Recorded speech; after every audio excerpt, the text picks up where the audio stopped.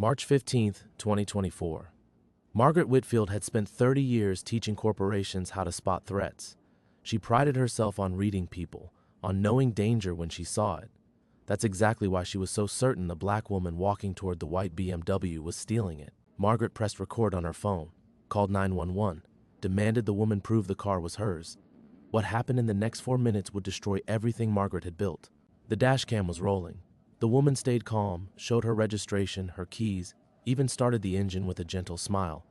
Margaret kept pushing, kept accusing, kept digging her own grave with every word. By morning, the footage had 15 million views. Margaret's clients were fleeing. Her phone wouldn't stop ringing with death threats. But the woman in the video knew something Margaret didn't yet understand. This wasn't random. This was justice, 30 years in the making. Before we jump back in, tell us where you're tuning in from, and if this story touches you, make sure you're subscribed because tomorrow I've saved something extra special for you. Margaret's hands trembled as she stared at her laptop screen in her pristine Buckhead home office. The video had gained another 2 million views since she'd checked an hour ago. The comments section was a cascading waterfall of rage, each refresh bringing fresh waves of condemnation. Racist Karen gets owned by Dashcam. This woman needs to lose everything. Someone find out where she works. Too late for that last one. They already had. Her phone buzzed with another call from an unknown number.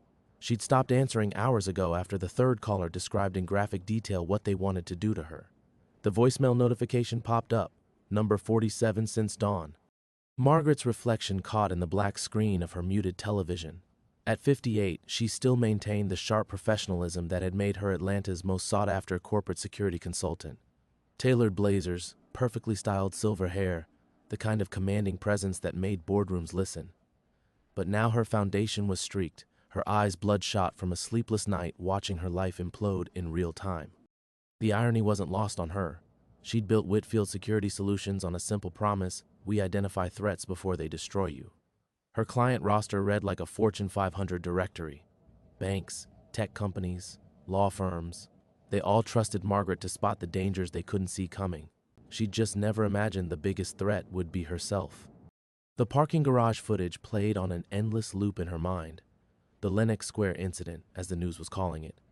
She'd been leaving Nordstrom after buying a birthday gift for her assistant when she'd spotted the woman. Young, professional, walking confidently toward the white BMW 7 Series, parked 3 spaces from Margaret's Mercedes.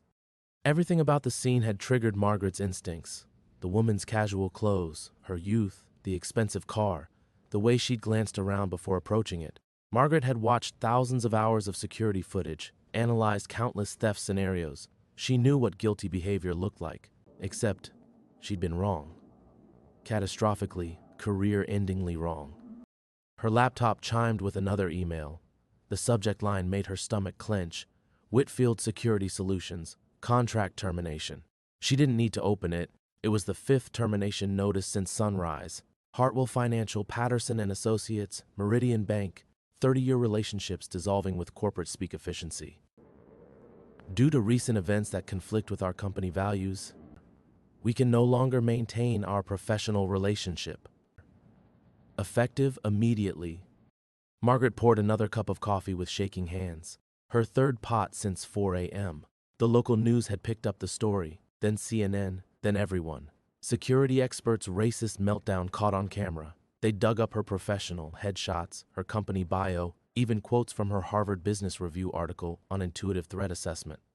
The woman in the video, Dr. Amara Collins, according to the news reports, had handled Margaret's accusations with disturbing grace. Calm voice, patient explanations, even a smile when she'd offered to show Margaret the car's registration. A pediatric oncologist at Children's Healthcare, the reporters had breathlessly noted. A pillar of the community, someone who saved children's lives while Margaret destroyed her own. But something nagged at Margaret beyond the obvious devastation. The woman's face. Dr. Collins had looked familiar in a way that went deeper than their 4-minute encounter. There was something in her eyes, a flicker of recognition that suggested their meeting hadn't been as random as it seemed.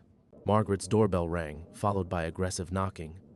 Through her front window, she spotted the Channel 11 news van parked on her usually quiet street. More would come.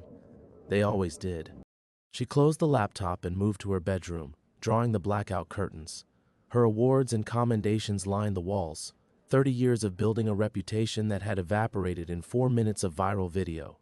The Georgia Security Professional of the Year plaque from 2019 caught the dim light, its gold lettering now feeling like mockery. Her sister Sarah's photo sat on the nightstand, taken 6 months before the carjacking that had stolen her life and shaped Margaret's. Sarah's bright smile and trusting eyes, everything Margaret had failed to protect, everything that had driven her to become the guardian she couldn't be that night 30 years ago when she'd frozen in terror, watching her baby sister die. The doorbell rang again, more insistent now. Margaret pulled a pillow over her head, but it couldn't block out the growing certainty that this was just the beginning. The video had shown her accusing an innocent woman, but it hadn't shown what came next. The real consequences were still coming.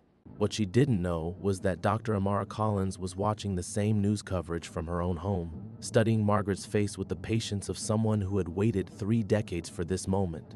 The reckoning Margaret sensed approaching had been carefully planned long before she'd pressed record in that parking garage. Have you ever had a moment that changed everything? Drop a comment and let me know. And if you want to see how deep this rabbit hole goes, make sure you're following, because tomorrow's chapter reveals a secret that will change how you see everything. Margaret's phone vibrated against the nightstand where Sarah's photo stood sentinel. Another unknown number. Another digital executioner waiting to deliver judgment through her voicemail. She let it ring, counting the buzzes like a condemned woman counting her final breaths. 7 rings, then silence. Then the soft chime of another voice message joining the growing collection of threats, curses, and promises of retribution. The late morning sun filtered through the gaps in her blackout curtains, casting prison bar shadows across the hardwood floor. Margaret sat on the edge of her bed, still wearing yesterday's wrinkled blouse, her usually immaculate appearance forgotten in the aftermath of her public destruction. Her reflection in the dresser mirror looked like a stranger, hair disheveled, makeup smeared, the commanding presence that had dominated boardrooms for 3 decades reduced to this hollow-eyed specter. She picked up Sarah's photograph with trembling fingers. Her sister's face smiled back, frozen in eternal youth at 23, 6 months before the night that had shattered both their worlds. Sarah had been so excited about her new job at the nonprofit, so proud of her little apartment in Virginia Highland, so full of plans that would never come to pass. The photo captured everything Margaret remembered. Those bright hazel eyes, the dimpled smile, the trusting innocence that had made her sister believe the world was fundamentally good. "I was trying to protect someone," Margaret whispered to the photograph. "I was trying to be what I couldn't be for you." The cruel irony cut deep. She'd spent 30 years building Whitfield Security Solutions as penance for her failure that October night in 1993. Every threat assessment, every security consultation, every moment she'd stood guard over other people's precious things, it had all been an elaborate apology to Sarah's memory. Margaret had made herself Atlanta's shield, the woman who saw danger coming before it struck. But in 4 minutes of viral video, she'd become the danger herself. Her laptop sat closed on the bedside table like a digital Pandora's box. She knew what waited inside: more termination emails, more social media vitriol, more coverage of her spectacular fall from grace. The phone calls would be starting soon. James Morrison from the Georgia Security Association, probably calling to discuss her voluntary resignation. Patricia Chen from the Chamber of Commerce, suggesting she might want to step back from public-facing activities. Corporate speak translations for, "You're radioactive now, Margaret. Stay away from us until the fallout settles." The house felt too large around her, too quiet except for the persistent intrusion of news vans and journalists camping on her street. She'd bought this place in Buckhead 15 years ago as a symbol of her success. 4,000 square feet of glass and limestone that spoke to clients in a language they understood. Prosperity, stability, the kind of understated wealth that whispered rather than shouted. Now it felt like a museum to a life that no longer existed. Margaret's fingers traced the edges of Sarah's photo, remembering the weight of her sister's hand in hers as they'd walked through Piedmont Park the weekend before the incident. Sarah had been practicing her presentation for the charity gala, rehearsing her speech about helping homeless veterans transition to stable housing. She'd wanted to change the world, one person at a time, and Margaret had believed she would. Instead, Sarah had become another statistic, another victim of random violence that Margaret's years of security expertise couldn't prevent, couldn't explain, couldn't undo. The doorbell rang again, followed by the aggressive rap of knuckles against wood. Through the window, Margaret caught a glimpse of Channel 5's news van joining the growing media encampment. Soon her neighbors would start complaining, assuming they weren't already. The Buckhead Homeowners Association would probably have something to say about property values and neighborhood reputation.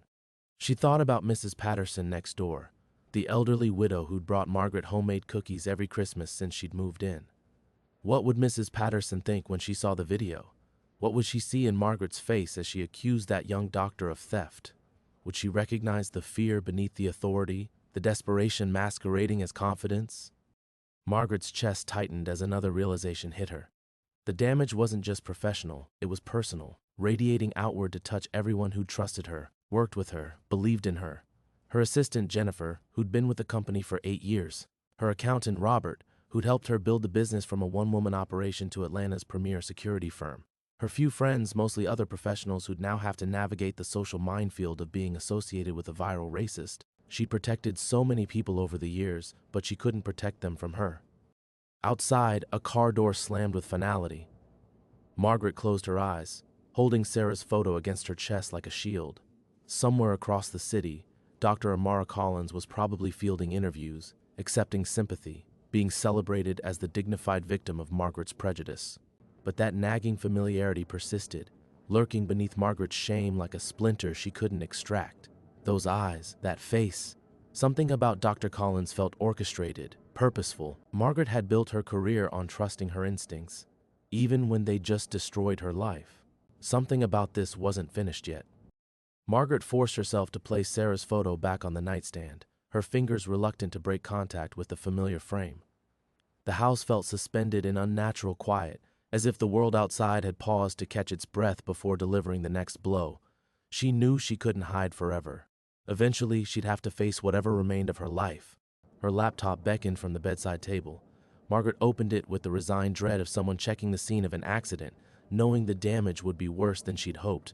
The screen bloomed to life, immediately populating with notifications that made her stomach lurch. 43 new emails since she'd last checked. The termination notices had multiplied like a virus. Hartwell Financial, Davidson Industries, Sterling Corp. Companies that had trusted her for decades, cutting ties with surgical precision. But it was the email buried halfway down the list that made her breath catch in her throat.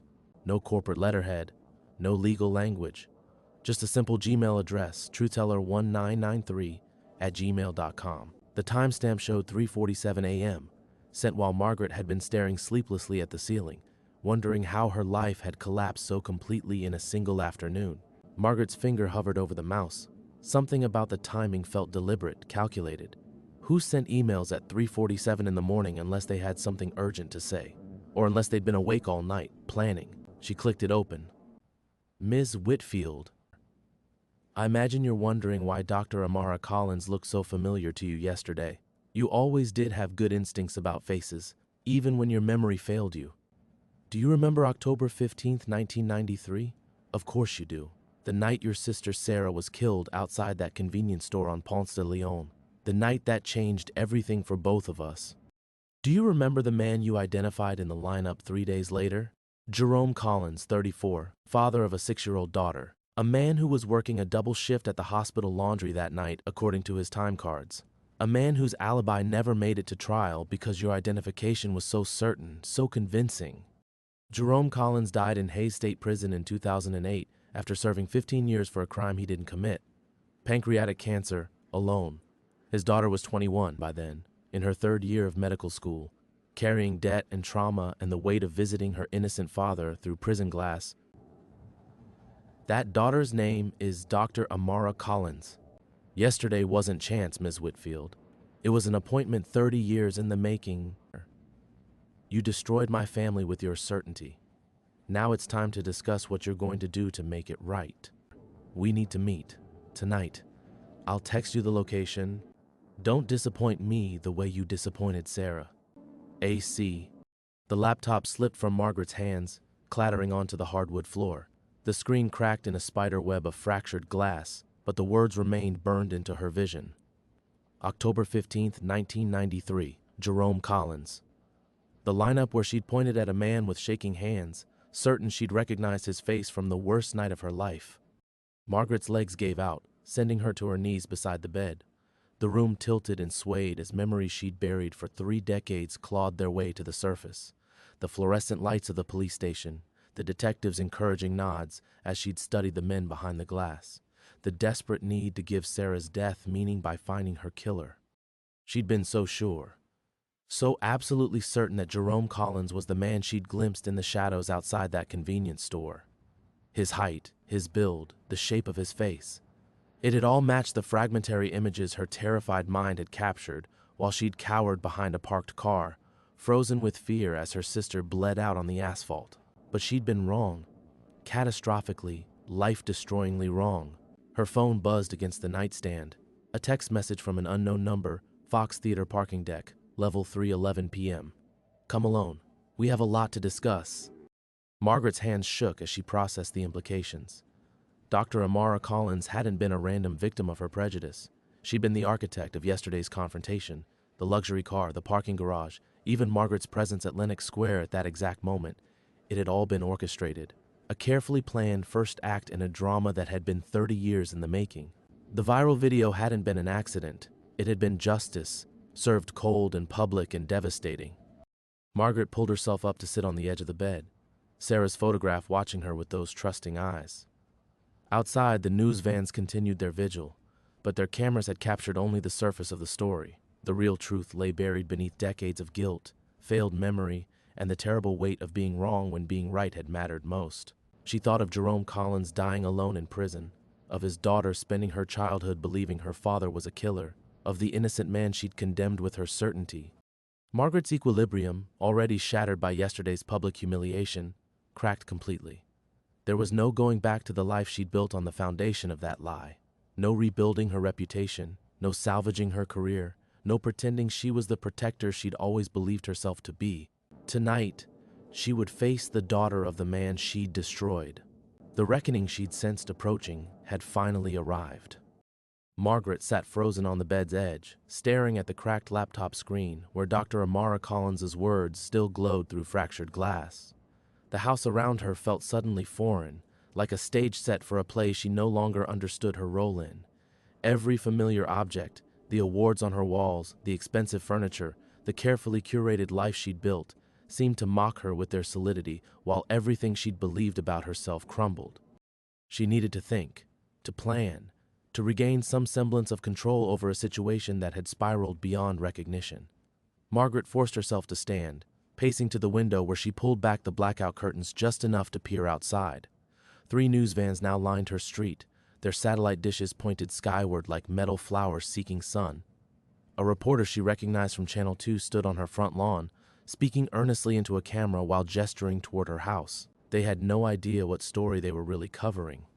Margaret's phone rang, not the anonymous numbers that had been terrorizing her all morning, but a name that made her chest tighten: James Morrison. She stared at the screen, watching her mentor's name flash insistently. James had hired her first security consulting job, had introduced her to half her client base, had been the closest thing to a father figure in her professional life since her actual father had died when she was 25. She couldn't answer. Not yet. What would she tell him? That the woman he'd championed for 3 decades had built her entire career on the foundation of destroying an innocent man's life? The call went to voicemail, then immediately rang again. James Morrison. Again.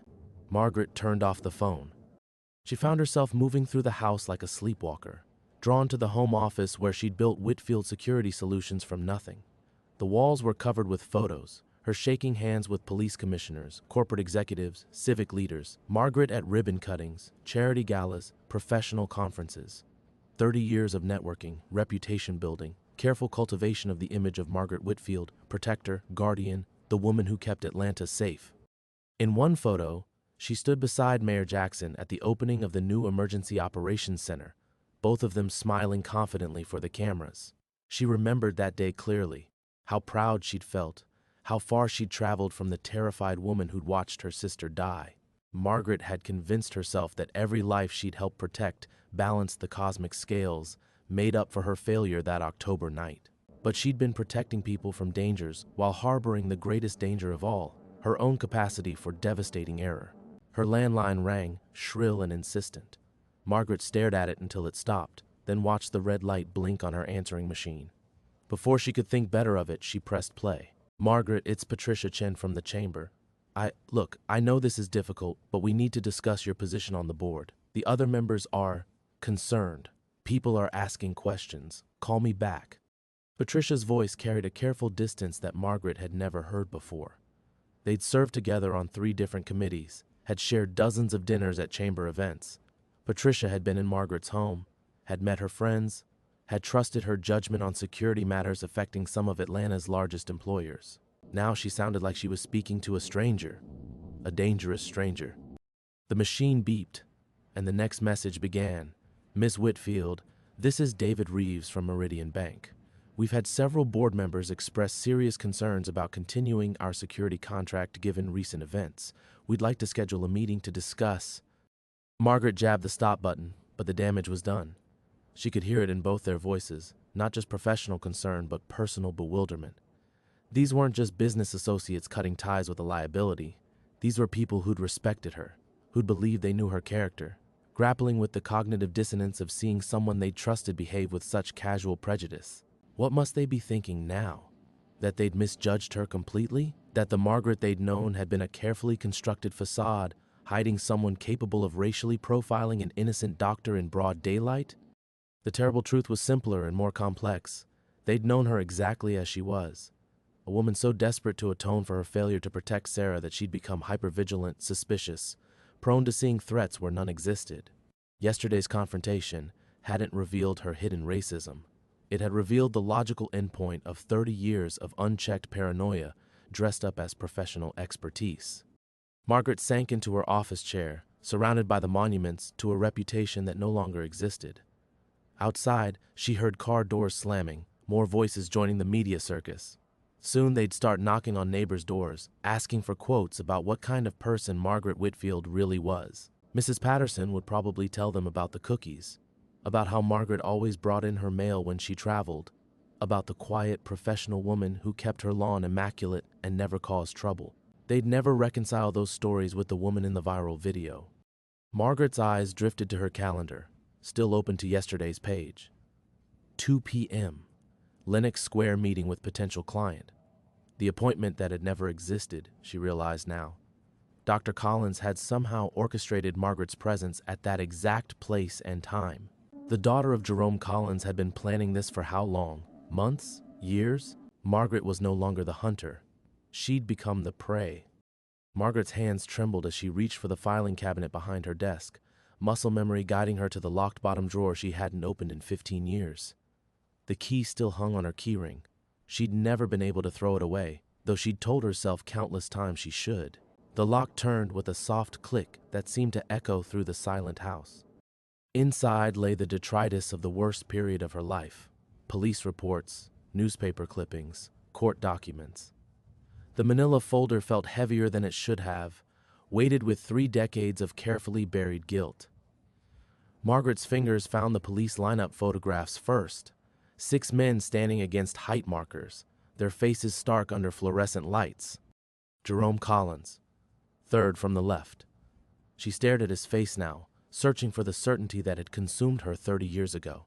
He'd been the right height, the right build. His cheekbones had seemed familiar, his jawline close enough to the fragmented memory her traumatized mind had constructed.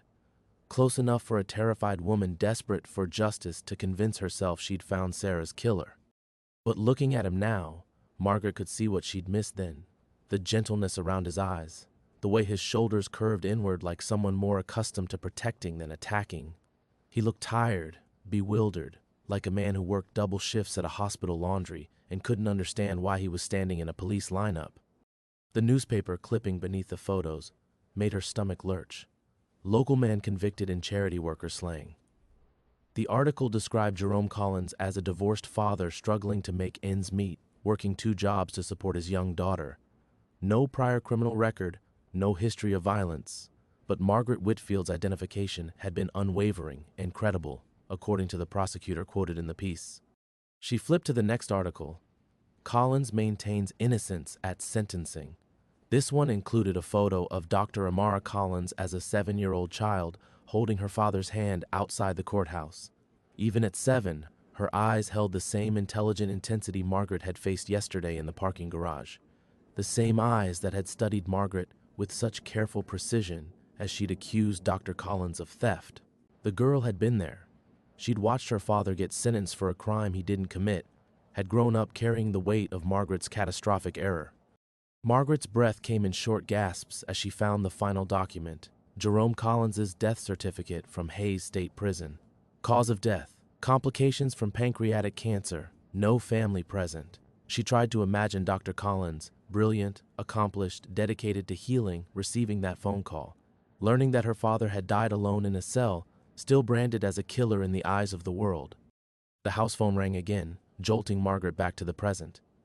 This time she recognized the number. Jennifer, her assistant, the woman who'd worked beside her for 8 years, who'd scheduled a fake Lenox Square meeting that had placed Margaret perfectly in Dr. Collins's trap. Margaret answered before she could stop herself. "Margaret?" Jennifer's voice was strained, professional warmth replaced by careful distance. "I've been trying to reach you all morning. We have situations developing." "What kind of situations?" Margaret's voice came out as a whisper. "Sterling Corp wants an emergency meeting about their contract. Hartwell Financial has already sent termination papers. And there are reporters calling constantly, asking about your background, your methods." Jennifer paused. "Margaret, they're digging into old cases. They want to know if there's a pattern." "A pattern?"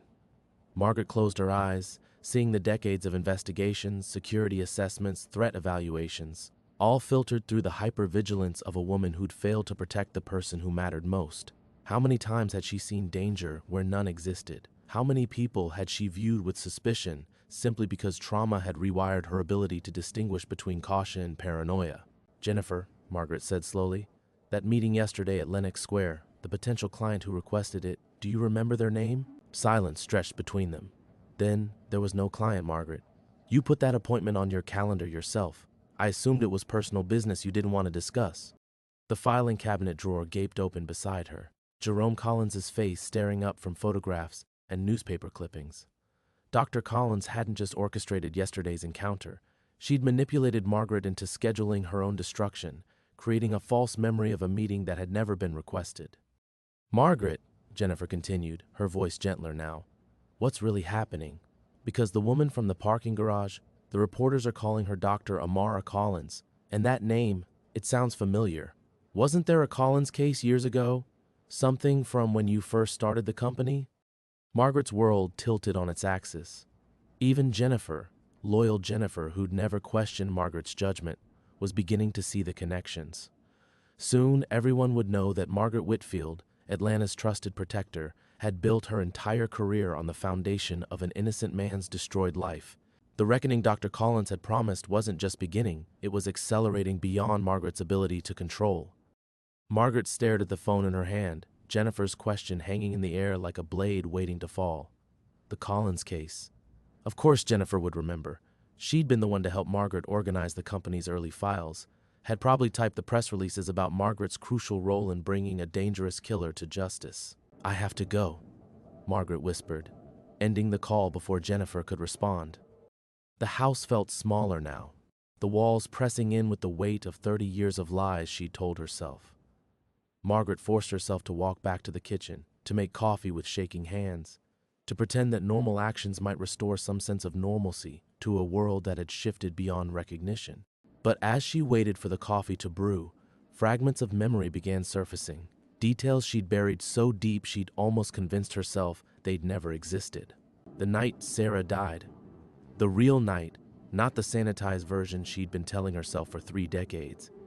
Margaret had been drinking, not heavily, but enough to blur the edges of her exhaustion from working double shifts at the hospital where she'd been a security coordinator. Sarah had needed tampons and her favorite candy for her period cramps, had begged Margaret to drive her to the convenience store even though it was past 10 o'clock. "Just this once, Maggie. Please. I'll buy you that expensive coffee you like." Margaret had said yes, because saying no felt too much like being the responsible older sister, a role that had already cost her too many Friday nights. They'd driven to the 7-Eleven on Moreland Avenue, Sarah chattering about her college applications, while Margaret half listened, thinking about the security report she still needed to finish. In the store, Margaret had wandered to the coffee section while Sarah grabbed her supplies. She'd been comparing prices on fancy imported brands when she heard Sarah's voice rise in what sounded like flirtation. Through the store window, Margaret had seen her sister talking to someone in the parking lot, a tall figure in dark clothing whose face she couldn't quite make out. Sarah had always been friendly, trusting, too trusting, their mother used to say. Margaret should have gone outside, should have stayed close. But Sarah was 22, not 12, and Margaret was tired of being the perpetual guardian. So she'd taken her time selecting coffee, had even browsed the magazine rack, giving Sarah space to live her life without her overprotective sister hovering. The gunshot had shattered that illusion forever. By the time Margaret reached the parking lot, the shooter was gone. Sarah lay bleeding beside their car, her purse scattered across the asphalt. Margaret had pressed her hands against the wound, had screamed for help, had watched her sister die while sirens wailed in the distance. But, and here was the detail she'd buried deepest of all, Margaret had never actually seen the shooter clearly. The figure in the parking lot could have been anyone, could have been multiple people. Her brain, desperate to assign blame to something other than her own negligence, had constructed a composite image from shadows and assumptions. When Detective Morrison had shown her the lineup 2 weeks later, Margaret had been so desperate to give Sarah's death, meaning that she'd convinced herself Jerome Collins looked familiar. His height matched, his build seemed right, and when she'd pointed at him through the one-way glass, the relief on the detective's face had confirmed what she'd needed to believe, that she was helping, not failing again. The coffee maker beeped, but Margaret didn't move. She stood frozen in her kitchen, finally understanding the full scope of her betrayal. She hadn't just misidentified Jerome Collins, she'd needed him to be guilty, had chosen certainty over truth because truth meant accepting that she'd failed to protect Sarah not through any external malice, but through her own moment of ordinary human selfishness. Dr. Amara Collins had spent yesterday studying Margaret with surgical precision, and now Margaret understood why. She'd been looking for signs of recognition, of guilt, of some acknowledgement that Margaret knew what she'd done, but Margaret had given her nothing except more evidence of the same prejudice and paranoia that had destroyed her father. Margaret's phone buzzed with another text. "You still don't remember, do you? Even now, even with everything falling apart, you can't face what you really did. Tonight will be different. Tonight you'll have to choose between the lie that made you and the truth that will destroy you." But Dr. Collins was wrong about one thing. Margaret did remember now. Every terrible, selfish detail of the night she'd chosen her own comfort over her sister's safety, then spent 30 years making an innocent man pay for her guilt. The revelation didn't feel like liberation. It felt like drowning. Outside, the news vans multiplied like cancer cells, feeding on a story they still didn't understand. They thought they were covering a simple tale of racial profiling gone viral. They had no idea they were documenting the collapse of a carefully constructed mythology that had shaped two families' destinies for 3 decades. Tonight, in a parking garage that would echo with ghosts, Margaret would finally meet the woman she'd made an orphan, and she would have no excuses left to offer.